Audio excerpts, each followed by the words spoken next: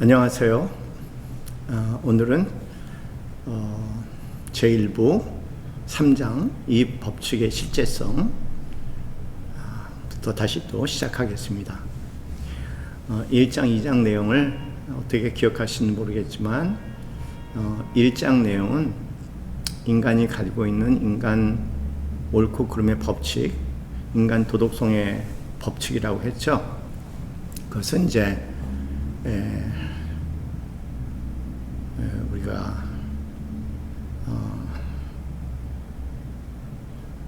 자연법이다 그렇게 말씀을 드렸어요.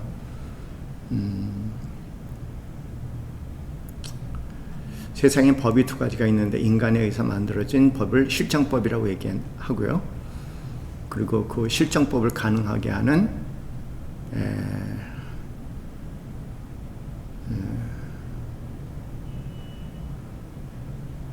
고대부터 본질적인 법이라고 얘기하는 자연법이 있는데 그 자연법을 인간의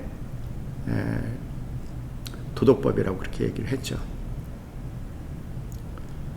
그리고 그런 인간의 그 자연법인 옳고 그름의 법칙을 쭉 1장에 기술하면서 결론으로는 기이하게 모든 사람들은 이렇게 저렇게 살아야 된다라는 그런 내면의 법칙을 가지고 있고, 또 기이한 것은 실제로 그렇게 살아가지 못하고 있다는 것, 또 기이한 것은 그럼에도 불구하고 그렇게 살아야 된다는 것, 이런 기이한 모습을 가지고 인간은 살아가고 있다. 그것이 이제 1장에서 핵심적으로 하는 내용입니다. 2장에서 그 방송을 들은 사람들이 이제 편지를 한 것 같아요. 반론을 전개한 것이죠. 그거는 자연법이라기보다 본능에 의한 것이 아니냐, 또는 문화적으로 전수된 어떤 문화적인 그것의 결과물이 아니냐, 그렇게 얘기하는 두 가지 반론이 제기가 됩니다. 그래서 첫째, 본성일 수 없다. 본성 이상이다. 최근에 이제 심리학계에서는 이기적 유전자에 대한 얘기가 나왔고, 그다음에 이타적 유전자에 대한 얘기가 나왔어요. 그래서 이제 이기적인 것도 인간의 본성이고 이타적인 것도 인간의 본성이라는 거죠. 그럼 어떻게 해야 되느냐? 계속해서 이제 이기적 이론과 이타적 이론이 대결을 하고 있거든요. 아무런 해결책 없이. 그런데 이제 C.S. 루이스가 그 얘기를 들었으면은 그 상위, 이기적, 이타적 상위에 그런 것들을 이제 저울질하는 도덕률이 있었다, 그렇게 얘기할 겁니다. 그런 면에서 본능보다 상위에 있는 제3의 법칙이 있을 것이다. 그것이 바로 도덕률이니까 그런 이성과는 본능과는 다르다, 이렇게 응답을 하고요. 그리고 이제 또 문화적 그런 요인이다, 그렇게 얘기할 때 문화적 요인이라고 얘기하는 것도 단순한 얘기다. 알고 보면은 문화적 차이 안에 공통점이 더 많고, 그리고 이제 문화적 차이에 어느 문화가 더 낫냐, 뭐 영국 문화가 낫냐, 2차 세계대전 때 나치의 문화가 낫냐, 어느 것이 낫냐라는 그런 갈등을 일으키게 되는데, 그런 갈등 자체가 문화를 초월한 참선, 참 진리가 있다는 것을 오히려 이야기하고 있다, 그렇게 가늠하면서 또 2장을 마무리하죠. 결론은 뭐냐면 인간이 가지고 있는 이 도덕률, 옳고 그름의 법칙, 또는 인간 본성의 법칙은 이성과 어떤 문화적 전술을 초월한 그 제3의 무엇이다, 그렇게 얘기를 합니다. 그러면서 이제 이 3장에 들어와서 하는 얘기는 이 3장에 와서는 그 실제 그 제3의 무엇이라고 얘기할 수 있는 도덕률이라는 게 우리 삶에 얼마나 깊게 연결되어 있는지에 대한 이야기를 하죠. 그것은 이제 인간 법칙의 실제성이다. 그 법이 하나의 이론도 아니고 철학도 아니고 우리 삶의 아주 본질로 섞여 있다고 얘기를 합니다.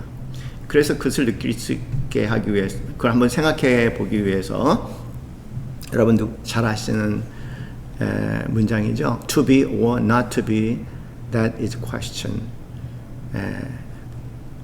윌리엄 셰익스피어의 햄릿 중에서 한 부분입니다. 참 이걸 읽으면서, 이것을 읽으면서 이 도덕률의 실제성에 대한 느낌을 좀 느낄 수 있지 않을까. 그래서 여기에 제가 인용을 했습니다. 이대로 살 것인가 아니면 죽을 것인가, 문제는 그것이야. 어떤 것이 더 고결할까? 가혹한 운명의 돌팔매와 화살을 받으면서 그냥 참고 견디는 것과 하고 많은 세상의 고통과 싸워 이겨 그것들을 끝장내 버리는 것하고 어느 것이 더 고결할까? 그러면서 죽는 건 잠자는 것이라고 얘기합니다. 그뿐이겠지. 잠들어 마음의 괴로움과 육신이 받는 만 가지 고통을 끝장낼 수 있다면 그것이야말로 바람하지 않는 최고의 순간이 아니겠어? 죽는 건 잠드는 것. 잠들면 꿈을 꾸겠지. 그런데 문제가 있어. 우리가 이 몸뚱이의 굴레를 벗어나 죽음이란 잠이 들었을 때 어떤 꿈을 꾸게 될지 몰라. 함부로 행동할 수 없단 말이야. 그 점 때문에 긴 세월 불행을 견디고 사는 것 같아. 또 그렇지 않다면 누가 견디겠어? 세상의 채찍과 조롱, 압제자의 횡포와 세도가의 멸시, 사랑에 버림받은 고통과 질질 끄는 재판, 관리들의 오만, 덕을 가진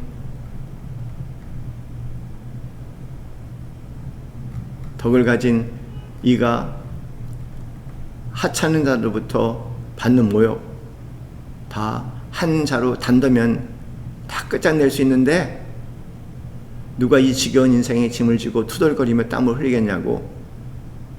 헌데 한 번 가면 다시 돌아오지 못하는 저 미지의 나라, 죽음의 나라에 가면 무엇이 있을까?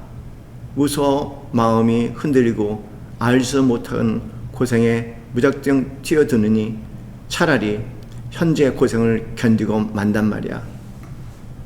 조심성 때문에 우린 다 겁쟁이가 되어버려.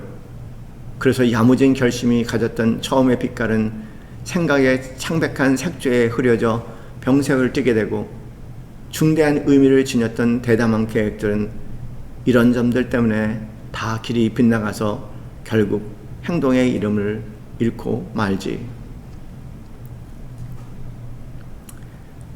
이 정도의 고민은 아닐지라도 우리가 일상에 매일매일 고민하는 겁니다. 바로 이것이 도덕률의 실제성이다.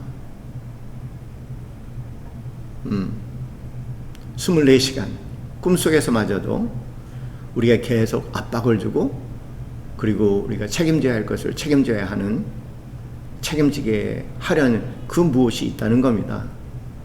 내가 만들어낸 것은 아니죠.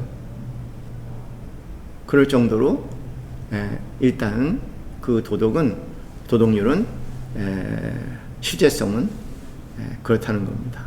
고뇌, 불안, 망설임, 보람과 기쁨, 죄책감, 수치심, 후회, 걱정 등에서 자유할 수 있는 사람이 얼마나 있을까?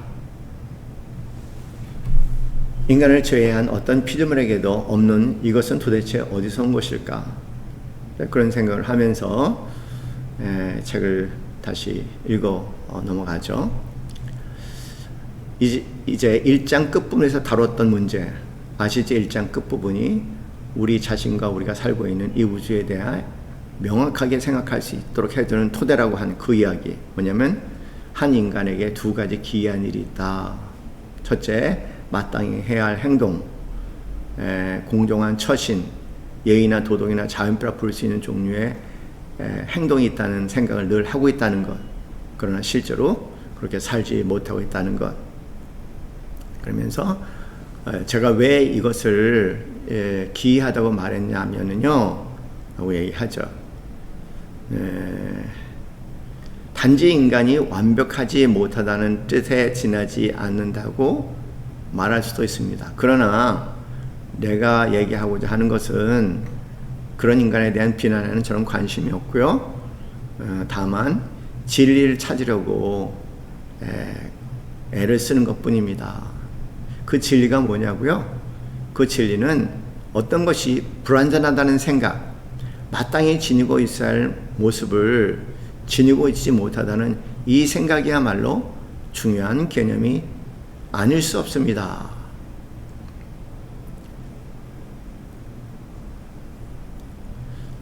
본질적으로 인간에게는 어떤 결함이 있다는, 영어로 something wrong within human being 이렇게 되어 있고요.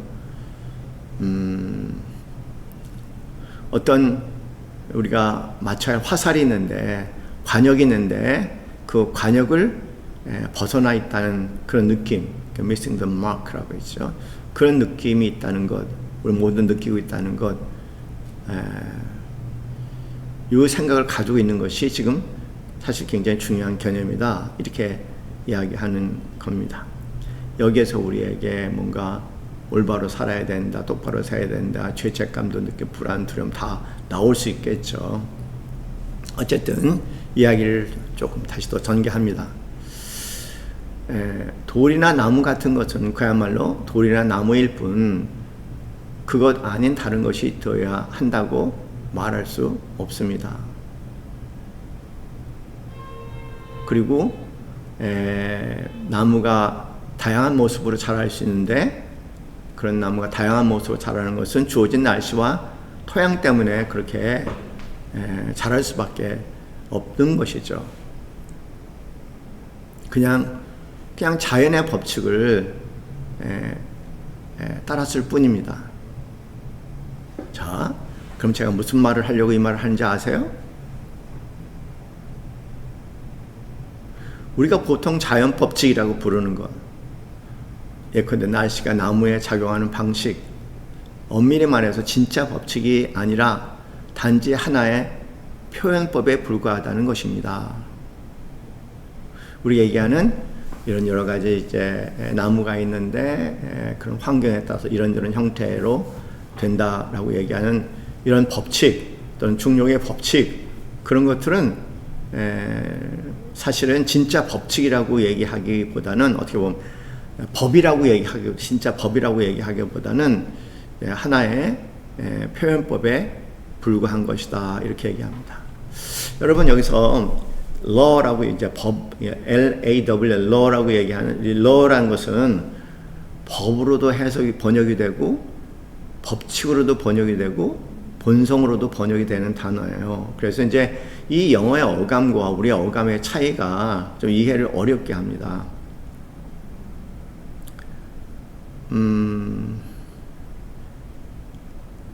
그걸 염두에 두셨으면 좋겠어요. 그래서 이제 인간에게는 법이라는 것이 적용이 되지만 네이처가, the law가 법으로 해석이 되는 것이 맞고요. 그 다음에 인간을 제외한 것들은 법칙, the law가 법칙으로 해석되는 게 맞는 것 같아요. 일단은 그 차이를 좀 염두에 두시면서 좀 더 읽어 나가 보죠. 그냥 자연 법칙은 그렇다는 겁니다. 물건이 돌이 땅에 떨어지면 그 법칙에 의해서, 중력의 법칙에 의해서 땅에 떨어지게끔 돼 있어, 뭐 이런 얘기. 떨어지는 돌은 언제나 중력 법칙을 따른다고 말할 때 이 법칙은, 바로 이 법칙은 돌이 늘 하는 일을 뜻하는 것입니다. 법칙은 늘 하는 일을 얘기하는 겁니다.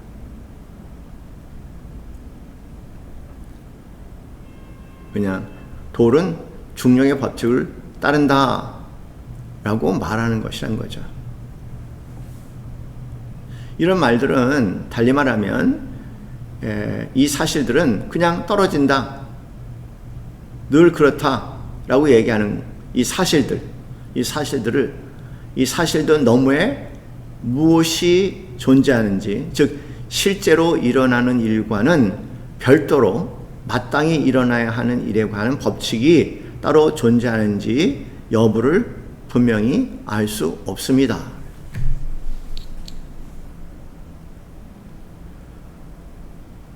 돌이나 나무에 적용되는 자연 법칙이란 단지 자연이 실제로 늘 하는 일을 의미할 뿐 그 이상 그 이하도 아닌 거죠. 그래, 그렇구나. 그런 것 뿐이지,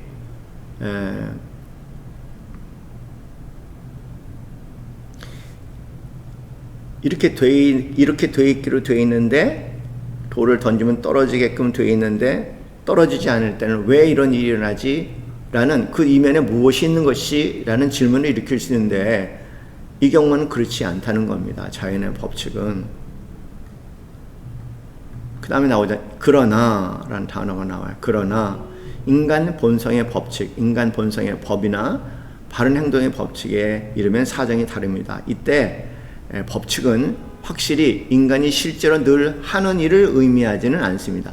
그러니까 자연의 법칙 같지는 않다는 거예요. 중력의 법칙 같지는 않다는 겁니다. 이것을 이분은 사실이라고 얘기를 합니다.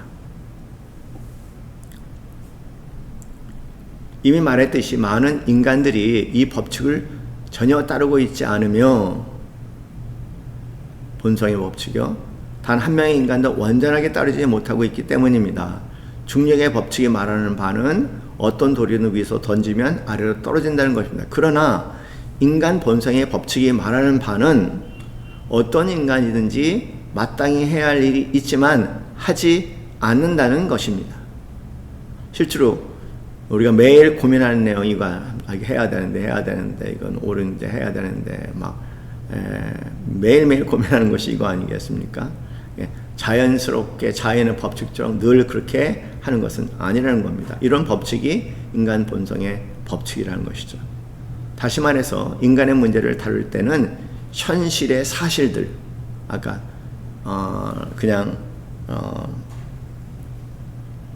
자연의 법칙들을 얘기하는 거죠. 사실도 너머에 있는 무언가가 끼어듭니다. 이 단어가 저는 참 흥미로운다. 끼어든다. 뭐가 끼어들어서 이렇게 하기로 되어 있다라고 생각하는데, 그런데 그럼 이렇게 해야 되지 않습니까? 자연스럽게 그렇게 해야 되는 거니까. 그건 자연의 법칙이야. 그런데 이 자연의 법칙과 다르게 이렇게 해야 된다는 걸 알고 있으면서도 그렇게 하지 않는단 말이에요. 거기에 무언가가 끼어든다는 거예요. 뭐가 끼어들기에 도대체 무엇이 거기에 끼어들기에 이 자연의 법칙같이 사실처럼 그렇게 되지 않느냐. 그 끼어든다는 단어가 아주 묘한 단어인 것 같아요. 사실, 왜 아까 사실이란 것, 사실 인간이 실제로 어떻게 행동하는가, 왜 무언가 다른 것, 인간은 어떻게 행동해야 하는가시 더 있다는 겁니다. 인간을 제외한 우주에서는 사실 외에 더 필요한 것이 없습니다. 우주를 감안해 보면은 인간을 제외한 우주에는 사실 외에는 더 필요한 것이 없습니다. 전기와 분자의 경우에는 일정한 방식으로 움직이고 일정한 결과를 일으킨다는 것이 이야기의 전부일 수 있습니다. 그러나 인간의 경우는 그들이 일정한 방식으로 움직인다는 것이 이야기의 전부가 될 수 없다는 겁니다. 여러분은 인간들이 늘 다르게 행동한다는 것을 이미 알고 있지 않습니까? 사실 이것은 이런 인간의 도덕률, 인간 본성의 법칙은요, 아주 너무 독특한 특징이라는 겁니다. 이 단어를 놓치면 안 될 것 같아요. 아주 독특한 특징이다. 그래서 제가 그런 토를 달았죠. 곰곰이 생각해보니 정말 유일무이한 독특한 특징인 것 같다. 지금까지 깊이 생각해 본 적이 없었는데 대부분 그냥 넘어갔었는데 정말 이분 말한 것처럼 깊이 보니까 이건 신기하다. 인간에게는 이런 아주 독특한 다른 피조물과 다른 특징을 가지고 있네. 신기하다라는 생각을 하면 할수록 더 신기해지는 것 같아요. 그래서 더 넘어가기 전에 이제 여러분은 이것이 독특한 특징이라는 것에 동의를 하는지, 독특한 특징이라면 그것이 의미하는 것이 무엇인지 한번 먼저 좀 생각해 봤으면 좋겠어요.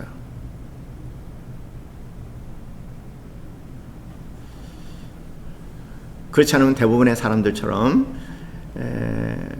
이것은 너무나 독특한 특징이어서 어떻게든지 잘 해명해서 빠져나오고 싶은 유혹을 받게 된다는 겁니다. 왜 이것이 인간의 아주 독특한 특징이다, 이거를 알고 인간의 인간에 있는 그런 인간 본성의 법칙이라는 도덕률을 이 특성을 알고 왜 이것을 빠져나오고 싶을까 한번 생각해 봤으면 좋겠어요. 사람들이 여기에도 왜 생각하고 싶지 않은 방법도, 이런 거에 대해서 깊이 생각하고 싶지 않은 것도 빠져나가는 방법 중에 하나겠죠. 있는데 그 외에 또 그걸 느낀다고 해도 또 여러 가지 방법으로 빠져나갈 수 있는 방법이 있을 거예요. 왜 그럴까?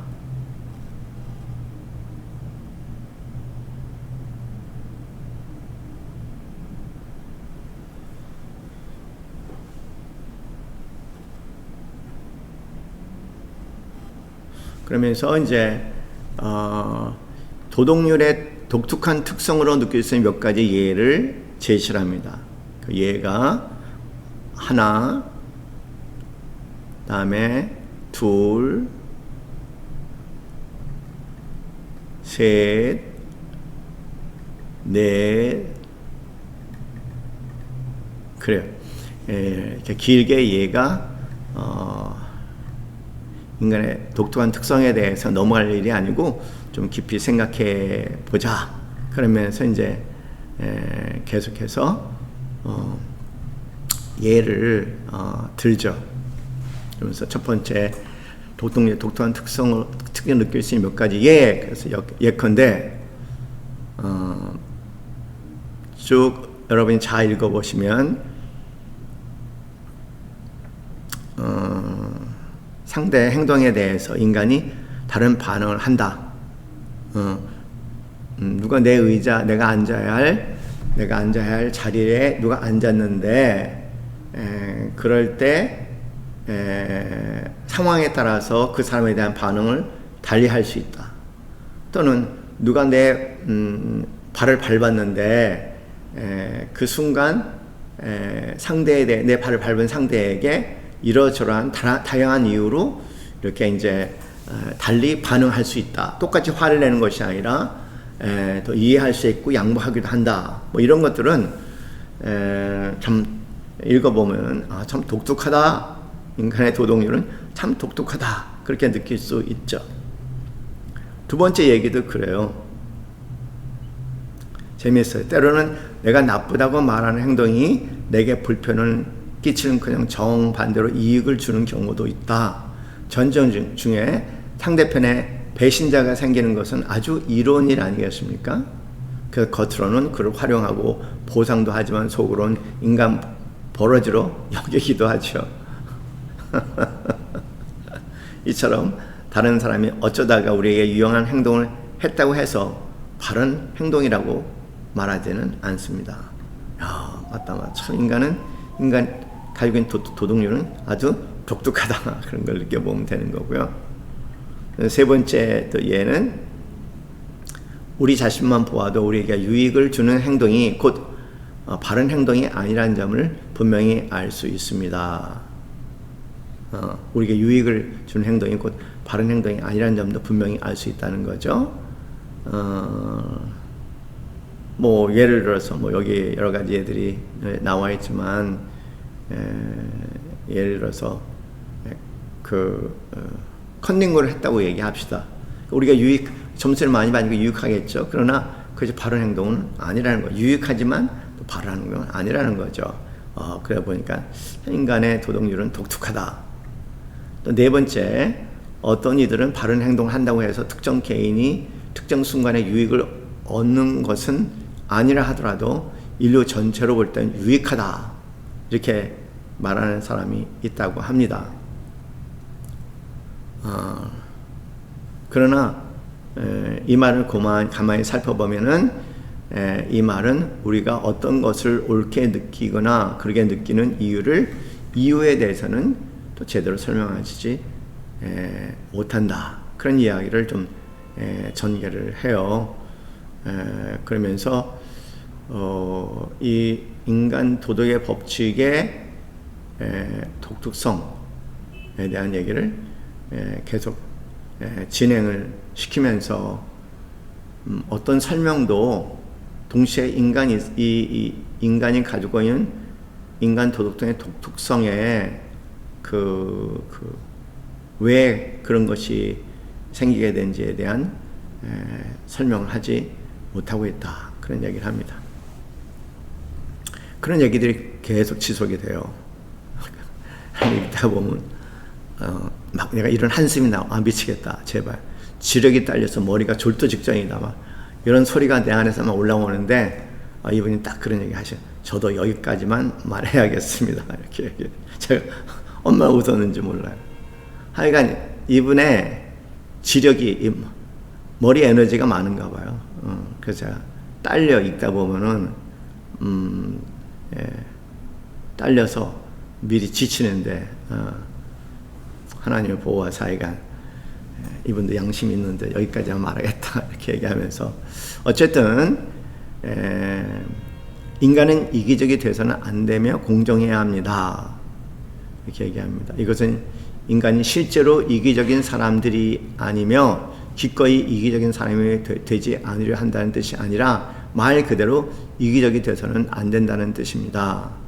중력 법칙은 단순히 무거운 물체가 움직이는 방향에 대한 사실, 중력 법칙은 단지 무거운 물체가 위에서 아래로 떨어진다는 그런 사실을 대한 방식에 대한 사실, 그렇다는 거, 항상 그렇다는 걸 얘기하지만 도덕률은 곧 인간 본성의 법칙은 단순히 인간이 행동하는 방식에 대한 사실이 아닙니다. 왜냐하면 항상 그렇게 하지 않으니까 다르다는 거죠. 그렇다고 해서 단순히 공상도 아닙니다. 만약 공상이라고 생각한다면 공상은 없애버릴 수 있잖아요. 그러니까 인간이 이 생각을 없앨 수 있는데 없앨 수가 없단 말이에요. 이런 것들을 또 없앤다고 할지라도 없애면은 인간이 이제까지 했던 모든 얘기들이 헛소리가 되고 말 테니까요. 그러면서 따라서 옳고 그름의 법칙 혹은 인간의 본성의 법칙은 여하튼 실제하는 것이다. 인간이 만들어낸 것이 아니라 실제로 현실에 존재하는 것임에 틀림없다. 다시 한번 여러분 그 셰익스피어의 to be or not to be, that is question 그 문장 실제하는 것이잖아요. 실제잖아요. 우리의 삶에 매일매일 순간순간의 삶에.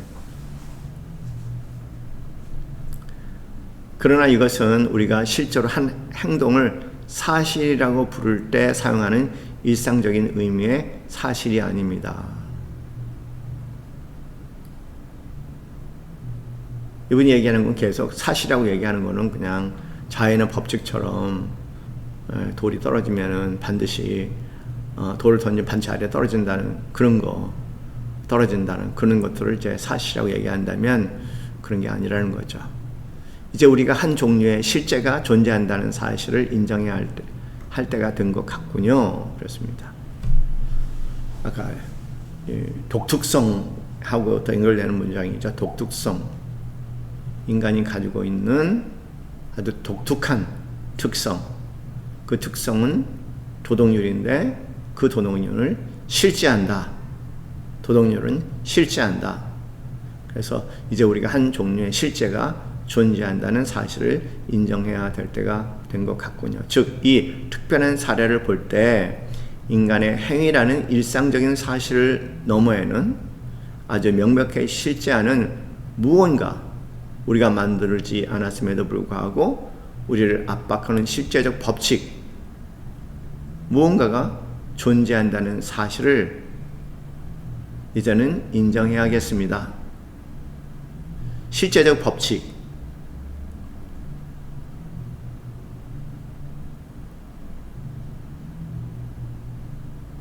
죄송합니다. 반복한 것 같아요. 자, 이 글을 더 넘어가기 전에 먼저 좀 생각해. 인간의 도덕률이 있는데, 이 자연의 법칙하고는 다른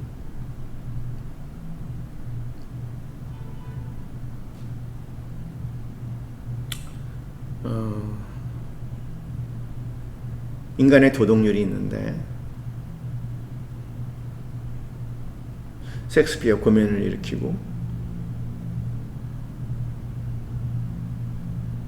우리가 매일매일 경험하는 우리 이면에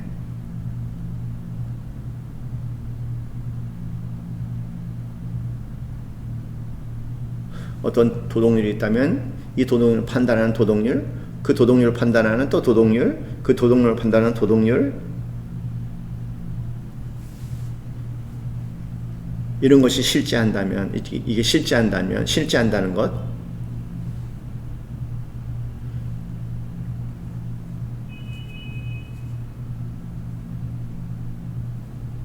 깊이 생각해 봐야 된다는 거죠.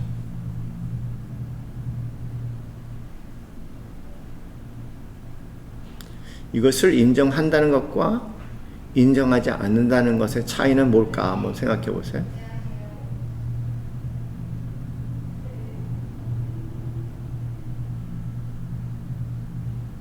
이것을 인정하는 그리스도인과 이것을 인정하지 않는 그리스도인의 차이는 뭘까? 아니, 이것을 인정하지 않는 그리스도인도 있을 수 있을까?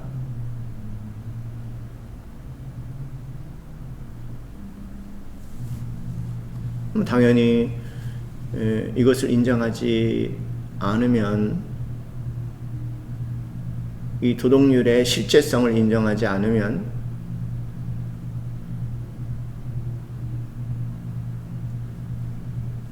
어떤 형체든 간에 초월적인 세계, 어떤 초월적인 존재를 생각해 볼 수 없겠죠.